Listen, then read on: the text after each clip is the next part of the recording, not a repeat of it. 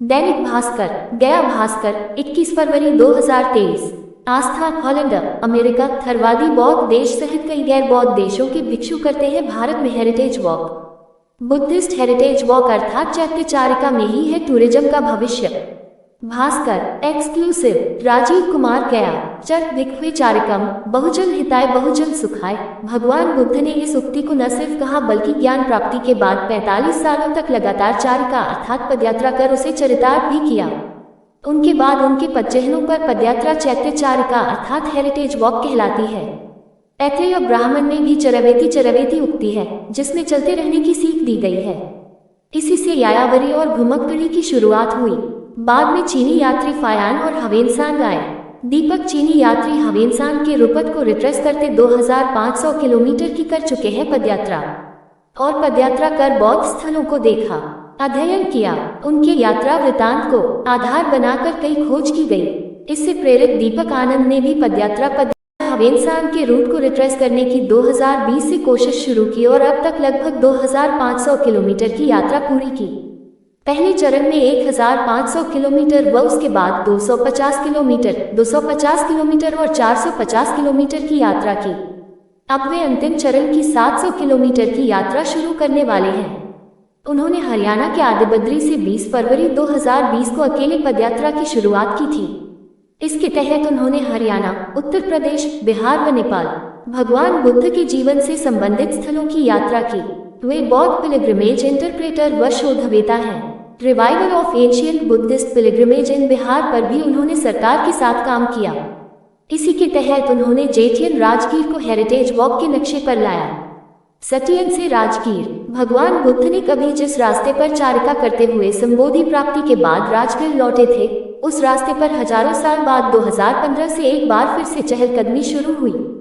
कुरुवेला प्राचीन बोध गया से राजगीर लौटते समय भगवान बुद्ध यशथिवन वर्तमान जेठियन होते हुए राजगीर गए थे। जब भगवान बुद्ध जेठियन में ठहरे थे तब राजा बिंबिसार खुद वहां पहुंचकर उन्हें आदरपूर्वक संघ के साथ राजगीर ले गए थे। उसी जेठियन से राजगीर की 13 किलोमीटर लंबी यात्रा बिहार सरकार के युवा व कला संस्कृति विभाग व नव नालंदा महाविहार के सहयोग से अमेरिका की संस्था द लाइट ऑफ बुद्ध धर्म फाउंडेशन 1000 बौद्ध भिक्षुओं व बौद्ध श्रद्धालुओं के साथ पदयात्रा हर साल 13 दिसंबर को करती है। इस यात्रा में 13 से अधिक देशों के बौद्ध भिक्षु व श्रद्धालु हिस्सा लेते हैं। देश विदेश के बौद्धों के लिए यह बिल्कुल अलग तरह की अनुभूति है। कोरिया का आया 108 सदस्यीय दल, पदयात्रा करते दीपक आनंद। भारत कोरिया द्विपक्षीय संबंधों के 50 साल पूरा होने पर बौद्ध स्थलों की पदयात्रा करने कोरिया के बौद्ध भिक्षुओं का दल इन दिनों गया की यात्रा पर है।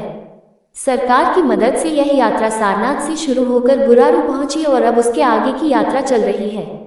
ये दल गहलोर व तेतर होते राजगीर के लिए रवाना होगा। बता दें कि हॉलैंड, जर्मनी, अमेरिका सहित अन्य गैर बौद्ध देशों के टूरिस्ट और श्रद्धालु फुटस्टेप्स ऑफ लॉर्ड बुद्ध के नाम से बुद्धिस्ट सर्किट की लगभग 1000 किलोमीटर की पदयात्रा करते हैं।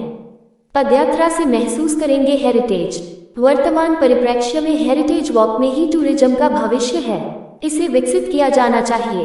हर प्रमुख हेरिटेज के आसपास अन्य अनेक ऐतिहासिक, पुरातात्विक व कल्चरल हेरिटेज है जिसे केवल पदयात्रा से देखा व महसूस किया जा सकता है। हेरिटेज वॉक की शुरुआत कर टूरिज्म को गति दी जा सकती है।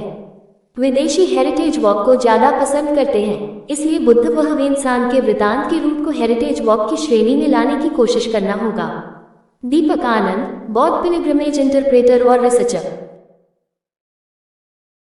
दीपक चीनी यात्री हवेनसांग के रुपट को रिट्रेस करते 2500 किलोमीटर की कर चुके हैं पदयात्रा करते कोरियाई बौद्ध भिक्षुओं का दल, पदयात्रा करते दीपक आनंद। धम्म न्यूज यूट्यूब चैनल को सब्सक्राइब, लाइक, कमेंट और शेयर करें। धन्यवाद। धम्म न्यूज यूट्यूब चैनल को सब्सक्राइब, लाइक, कमेंट और शेयर करें। धन्यवाद।